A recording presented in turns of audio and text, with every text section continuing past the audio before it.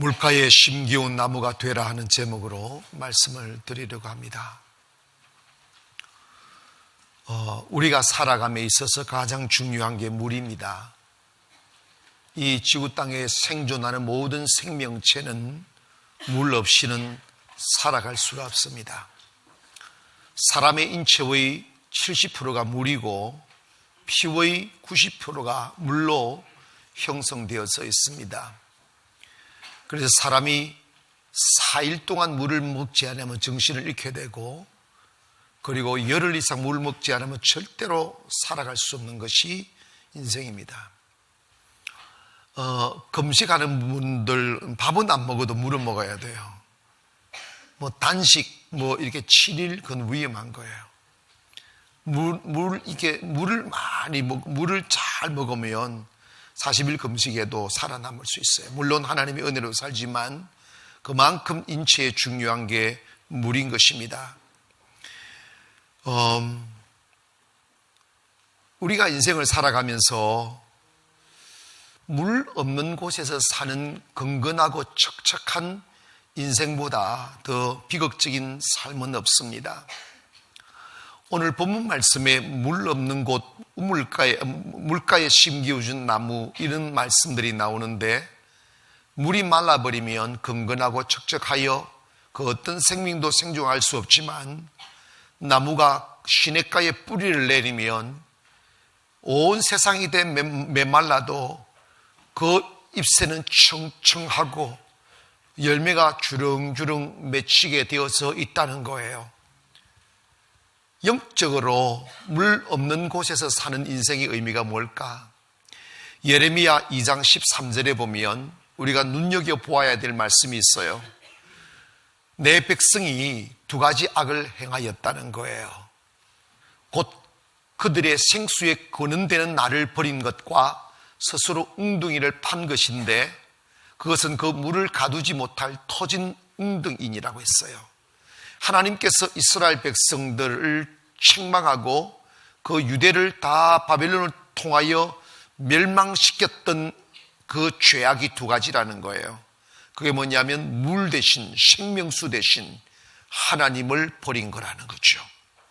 인생이 건건하고 척척하고 메마르고 자고새, 오늘 보면 자고새라는 이야기를 하는데, 이 자고새는 뭐냐면 남의 알을 품어요. 그 새가 알을 품어 부화를 해서 새끼를 깔 때까지 약 21일 동안 죽지고 앉아 먹지도 못하고 움직이지도 못하고 그 적당한 온도를 맞추어줘야 되기 때문에 목숨을 걸고 둥지를 품습니다. 근데 그 자고새는 남의 알을 품기 때문에 그 알이 부화되어 새끼가 자라나면 조금 자라면 다 날아가 버리는 거예요. 자기 새끼인 줄 알았는데 남의 새끼인 거예요. 중년에 쓸쓸해지는 거예요. 고독해지는 거예요. 이걸 우리 인생을 빗대어 말씀하는 거예요.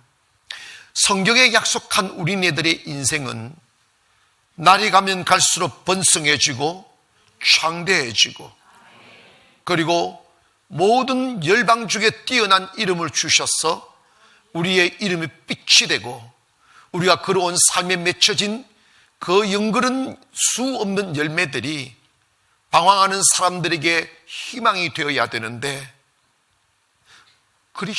교회를 다니는 그리스도인이라 말하며 살지만 그 삶 중에 무너지는 사람들이 너무 많단 말이에요.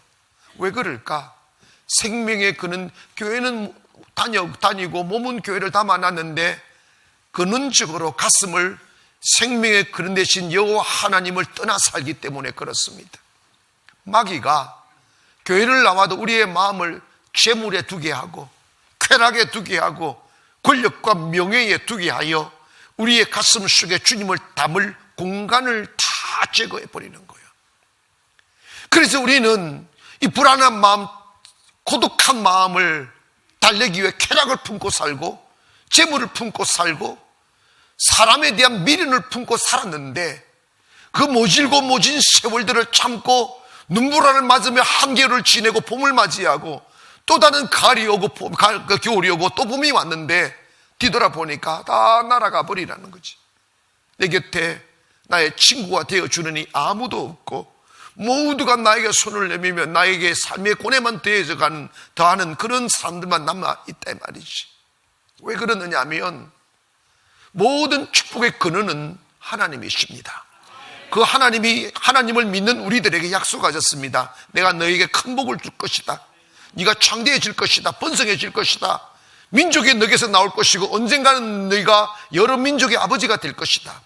그것은 하나님의 명령이고 언약인데 왜 그런 삶이 우리에게 주어지지 않는가? 그 이유는 뭐냐면 하나님이 우리를 축복의 근원으로 만드시고 축복의 기존으로 만들어 놓았지만 축복을 주시는 그 하나님으로부터 멀어졌기 때문이죠.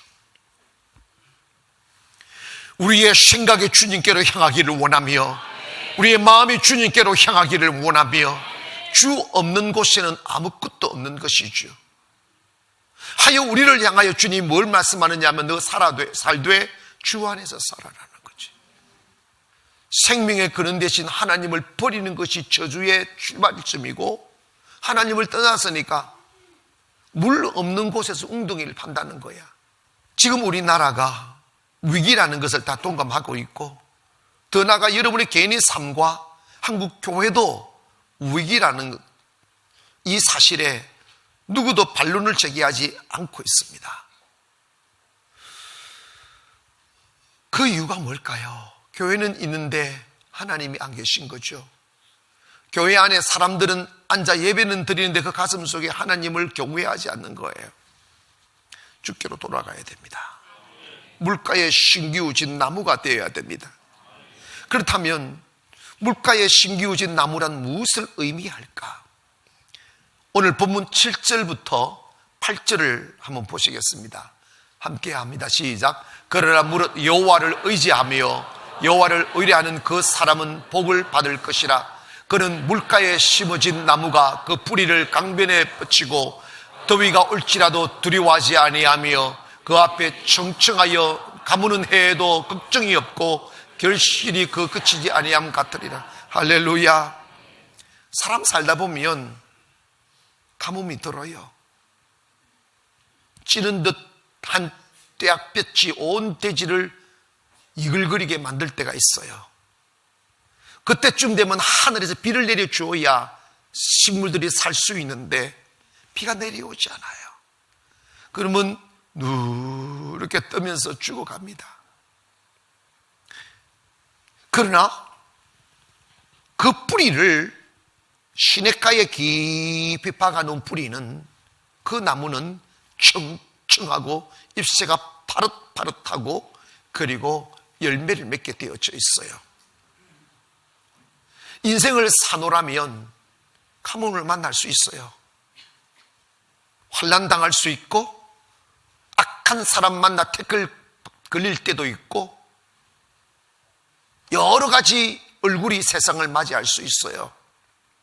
그런데 고난과 그 가뭄이 자신의 인생의 삶의 행복을 송두리째 빼앗아가는 사람이 있고 그 가뭄이 도리어 그를 우뚝 서게 만들 때가 있어요. 아멘 합시다. 그게 바로 반석 위에 지은 집이에요. 세상을 쫓아 모래 위에 지은 집들만 가득 찬 세상 속에 힘겨워도 어려워도 주의 진리 위에 삶을 살아가고 진리 속에 뿌리를 내린 사람들은 가뭄이 들면 들수록 바람이 불면 불수록 창수가 일면 일수록 든든히 서 있는 거예요. 그게 바로 이름을 창대하게 하는 거예요. 저 사람이 믿는 하나님이 참 하나님이다. 저 사람은 참으로 하나님이 축복하는 사람이다. 여러분 다윗을 보십시오. 그는 목동의 삶을 살다가 하나님의 선택을 받아 왕궁으로 들어가 사울 왕으로부터 시기를 당하는 그 고통은 이루 말할 수가 없어요. 매일 죽음이었어요. 매일 죽음과 싸워야 됐습니다. 그러나 다윗은 한 번도 자기를 죽이려는 사울을 향하여 칼을 내밀지 않았습니다. 하나님께 그의 안전을 맡겼고 하나님의 보호하심에 자기의 생명을 맡겼습니다. 어떤 일이 있어도 사울을 해치지 않았습니다. 사랑하는 성도 여러분, 이 세상 사노라면 우리의 힘과 능력으로 나를 지켜낼 수 없는 일들이 많이 있어요. 질병도 막아낼 수 없고 불행도 막아낼 수 없고 사고도 막아낼 수 없어요. 아멘 합시다. 그러나 하나님을 믿는 사람, 하나님이 우리를 지키시는데 낮에 해가 우리를 상치 못하게 하고 밤에 달이 우리를 해치 못하도록 하나님 지키신다고 하셨어요. 다윗은 들에서 목동 생활할 때 자기 양을 삼키려 오는 많은 맹수들과 맞닥뜨려 싸운 적이 있어요. 자신의 힘으로 사자들을 이길 수 없고 이들을 이길 수 없지만 하나님을 믿음으로 몸을 던졌을 때 신비한 하나님의 능력으로 사자의 입을 찢을 수 있다는 사실을 경험한 거지. 그리고 사울에게 시기를 당해서 사울이 쏜 화살이 코앞에서 쏘았는데도 화살이 자신의 몸을 비껴가는 그 모습을 보면서 이런 고백을 하면 내가 사망의 음침한 골짜기를 다닐지라도 해를 두려워하지 아니할 것은 주께서 나와 함께 하십니다. 주의 지팡이가 막대기가 나를 안위하십니다. 나를 안위한다는 이 말씀은 뭐냐면 나를 지켜주신다는 거, 보호해 주신다는 거예요. 사랑하는 성도 여러분, 우리가 너무 자만하면 안 돼요. 건강도 자만하지 말기를 원합니다. 좋은 음식으로 여러분의 건강을 지킬 수가 없다고요. 하나님이 지켜주셔야만 합니다. 여러분의 자식을 여러분이 지킬 수가 없습니다. 온 세상이 여러분의 자식을 어둠의 영으로 공격해 올 때 무엇이 과연 여러분의 자식을 깨어있는 영혼이 되어 세상의 어둠을 이길 수 있게 만들겠어요? 하나님을 경외해야 하는 믿음을 불어넣어줘야 된다고요. 아버지가 기도하는 모습을 자식에게 보이고 어머니가 그 어떤 위기 속에서 흔들리지 아니하고 하나님을 의지하며 기도하는 삶의 모습을 보여준 그 부모 밑에 자란 자식은 또다시 그 믿음으로 세상을 이겨나갈 수 있다는 사실입니다. 여러분, 나라가 위기라는 것은 정치인의 문제가 아니라 교회가 믿음을 보이지 않았기 때문입니다. 교회가 믿음으로 일어서는 모습을 보여야 됩니다. 교회를 이끌 때 믿음으로 이끌어야 되고 그것을 본 성도들이 가정을 믿음으로 이끌어야 되고 그 가정을 믿음으로 이끄는 가정으로 세상에 나가서 세상의 뿌리를 제거하고 하나님의 진리와 정의를 외치며 하나님 아버지 앞에서 정의롭게 살아가는 모습을 세상에 보일 때 어둠은 물러가게 될 것입니다. 하나님은 불의가 왕노릇하는 나라, 불의가 왕노릇한 가정이나 교회를 두지 않습니다. 왜냐하면 하나님은 진리시기 때문입니다. 불의는 진리를 무너뜨린 어둠입니다. 그러므로 오늘 이 대한민국이 다시 살아나고 교회와 성도들이 다시 살아나려면 우리의 뿌리를 강가에 둬야 됩니다. 할렐루야. 그래야 주의 은혜가 온다 이 말입니다. 우리가 그러기 위해서 물가에 심기운 나무가 되기 위해서는 우리가 물가에 머물러야 됩니다. 요한복음 15장은 우리가 평생 기억해야 될 진리를 담고 있습니다. 그게 뭐 나는 포도나무요 너희는 가지라는 거예요. 가지가 원줄기에 붙어 있지 아니하면 잘라 말라져 죽는다고 합니다. 그러나 가지가 원줄기에 딱 붙어 있기만 하면 저절로 열매를 맺는데 그 열매가 많이 맺히면 아버지가 영광을 받는다는 거예요. 그러면서 주님이 결론적으로 그리스도인들에게 뭐라고 말씀하냐면 Stay in my love라고 합니다. 내 안에, 내 사랑 안에 거하라. 여러분, 여기 또 신비가 있어요. 정오하며 같이 살면 힘들어요. 미워하며 같이 살면 힘들어요. 경쟁하며 같이 살면 힘들어요. 같이 살아도 행복한 것은 사랑으로 살면 행복합니다. 사랑으로 있으면 힘들지 않아요. 예수 믿는 것은 내가 구원받기 위해 매달리거나 복을 받기 위해서 매달리거나 지옥 안 가려고 매달리는 그런 가치가 아니에요. 예수 믿는 사람은 예수님이 좋아서 예수님이 나의 사랑이기에 교회에 나오는 거예요. 사랑이기에 그 사랑이 그리워 기도하는 거예요. 그 사랑이 좋아서 예배하는 것이고 그분이 내 가슴을 뛰게 하는 사랑이기에 그분을 내 가슴에 모시고 사는 거예요. 의무가 아닙니다. 강요가 아닙니다. 사랑이라고요. 그래서 주님이 이런 말씀하는 거예요. 네가 내 사랑 안에 거하라. 그리하면 저절로 열매를 맺나니 너희가 내 안에 거하고 if you abide in me 하는, 네가 내 안에 살고 if my words abide in you 하는, 내 말이 네 안에 살면 whatever you ask 하잖아. 뭐든지 구해라. 왜? 사랑 안에는 아까운 게 없어. 모든 축복과 재물은 사랑을 향하여 흐릅니다. 그 사랑은 하나님께 속한 거라는 거죠. 그래서 이 여인이 그런 이야기 하잖아요. 그 물을 내게 달라고. 그 물을 내게 달라고. 주님이 주시는 그 평안의 물을 마신 뒤에 이 여인의 변화가 뭡니까? 세상 속에 뛰어들어 그 행복을 외치는 것이었습니다. 누가복음 19장에 가보면 삭개오 이야기가 나와요. 세리장, 세무서장 같은 사람이었어요. 근데 예수님에 대한 이야기를 제대로 들은가 봐요. 근데 그분에게 열정 하나 생겼습니다. 나 그분 만나 살아봐야 되겠다. 왜냐? 내가 세리장 되어가지고 돈은 많은데 내 가슴에 사라지지 않는 이 공허함과 불안함과 두려움을 어떻게 달릴 수 있으랴? 나 저분 만나면 이 문제 해결되겠다. 여러분 잘 기억하세요. 영혼의 문제가 해결되면 건강 문제 해결됩니다. 영혼의 문제 해결되면 재물 문제 해결됩니다. 영혼의 문제 해결되면 이 가정의 문제 해결됩니다. 모든 삶의 어두운 부작용은 내 영혼이 무너졌기 때문인 것입니다. 아버지가 일어나면 아들 일어날 수 있어요. 어머니가 일어나면 딸 일어날 수가 있어요. 무너진 여러분의 가정의 결과로 여러분의 자식이 무너질 때 자식을 막 나무라고 욕하고 때려서 그 자식을 바로 세울 수가 없어요. 바로 무너진 여러분의 영혼을 주 앞에 세우기를 원합니다. 무릎을 꿇으란 말입니다. 가장 큰 비결은 뭐냐면 하나님을 사랑하게 되면 기도하지 말라 해도 기도하고 싶어지고 예배 드리지 말라 해도 예배 드리고 싶어져요. 할렐루야. 내 영혼이 살아나기를 원합니다. 삭개오는요, 주님을 만나서 주님 안에서 누릴 수 있는 영적 평안을 누리기 위하여 자존심을 버렸어요. 부끄럼도 버렸어요. 모든 걸 탁 털고 뽕나무로 딱 올라가서 사람들이 아이고 저 세무서장 저거 아이고 저 나무 위에 올라간 애입니까 올라가게. 그러나 이 삭개오의 마음속에는 주님을 향한 간절함이 있은 거지. 교회 오셔서 다른 사람들이 나를 어떻게 생각하느냐 그 전혀 중요하지 않아요. 삭개오처럼 주님을 향한 갈증을 느끼기를 바랍니다. 나도 주님 만나야 되겠다고 그 마음 가지고 살면 주님 분명히 만나주십니다. 이사야 55장 1절에 보면 우리에게 도전을 주는 말씀이 있어요.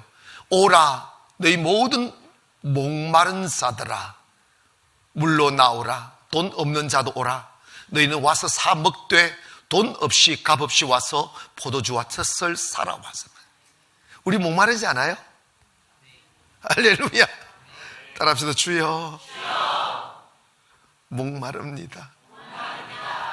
사람들이 왜 교회 왔다가 헷가닥 꼬꾸라지고 쬐끄덕 꼬꾸라지고 아무것도 아닌 일에 시험에 들고 교회에 나오니 안 나오니 기도했다 말았다. 왜 그런지 아십니까?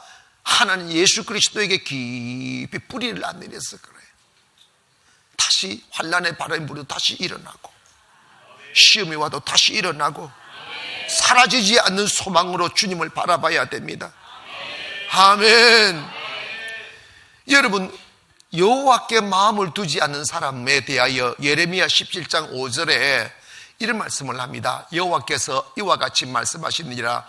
무릇 사람을 믿으며, 잘 기억하세요, 육신으로 그의 힘을 삼고 마음이 여호와에게서 떠난 그 사람은 저주를 받을 것이라. 또 그는 사막의 떨기나무 같아서 좋은 일이 오는 것을 뭐 한다고 그랬어요? 보지 못하고 광야 간고한 곳, 건건한 땅, 사람이 살지 않는 땅에 뭐라고 그랬어요? 얼마나 불쌍한 사람입니까?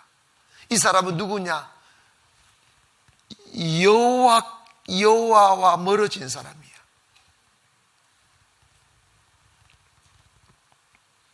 주님께로 마음을 향하세요. 여러분 한 번씩 하나님이 우리를 빨가벗게 만드시고 소망 없는 자리에 홀로 서게 만들 때가 있어요. 그때 그 고통과 그 외로움과 그 슬픔으로 인하여 우리의 눈을 주께로 향하여 우리의 마음을 주께로 향하여 주님께로 싹 돌아가면 새로운 기적이 일어나. 전혀 예상하지 못했던 길들이 열려요. 할렐루야. 하나님께 돌아가면 나는 축복하십니다. 대한민국이 다시 일어나려면 교회가 주께로 돌아가야 돼요. 백성이 주님께로 마음을 향해야 됩니다. Life without God, 하나님 없는 삶은 저주예요. 저주를 받는다는 거지. 건건한 땅, 사람이 살지 못하는 땅으로 바뀐다는 거예요. 여러분 명심해야 됩니다. 그 아름다운 에덴도 아담과 하와가 하나님을 떠나는 그 순간에 아담으로 인하여 땅이 저주를 받아 가시덤불과 은근키가 난다고 그랬어요. 대한민국의 아름다운 축복의 땅이 되려면, 대한민국의 행복한 나라 되려면 먼저 믿는 우리 그리스도인들이 주께로 마음으로 돌아가야 돼요. 세상의 소망을 두면 안 돼요. 권력의 소망을 두면 안 돼요. 재물의 소망을 두면 안 돼요. 우리의 마음으로 주께로 돌아가면 그 땅은 우리로 인하여 회복이 될 것입니다. 지금 역사일에 대한민국은, 이 조그마한 대한민국 땅은 세계가 주시하는 땅이 되어버렸습니다. 북한은 핵으로 우리를 위협하고 있고, 중국은 호시탐탐 우리를 삼키려고 하고, 여러 가지 정치, 군사, 경제적으로 위협을 당하는 이 땅이 되어버렸습니다. 왜 그럴까요? 왜 마이너스 성장이 오는 그 땅, 그 날이 가까워오고 있습니까? 왜 그럴까요? 교회는 있는데 성도들이 마음이 주님으로부터 멀어지는 거예요. 세상에 너무 마음이 빠져버렸어요. 돈에, 권력에, 재물에, 쾌락에 마음이 다 홀려버린 거예요. 우리 정신을 어떻게 차리냐면 우리 뿌리를 주께로 향해야 됩니다. 주님 계신 곳으로. 눈을 탁 감을 때 주님 사랑합니다 고백하고 주무세요. 눈을 탁 뜨면 주님 안녕하십니까? 아멘. 아멘해도 여러분 안 그래? 직장 출근하는데 정신이 빠져서 안 된다니까. 나는 해바라기가 왜 해바라기인 줄 몰랐어요. 근데 알고 보니까 해바라기인 이유를 알았어요. 아침에 동쪽에 해가 탁 뜨면 해바라기예요. 팍 뜨면 안녕하세요. 얼굴이 싱글벙글 씨앗들이 막 춤을 추고 그러잖아. 안녕하세요 그러잖아. 근데 이 있잖아요, 이 해바라기가 햇님을 보고 하루 종일 이 목이 틀린다, 목이 쫙 돌아간다. 해가 가는 곳으로. 아침에 동쪽에서 얼굴을 내밀다가 서쪽에서 탁 해가 지면 탁 같이 떠오르면 절대로 구름을 안 봐. 해만 봐.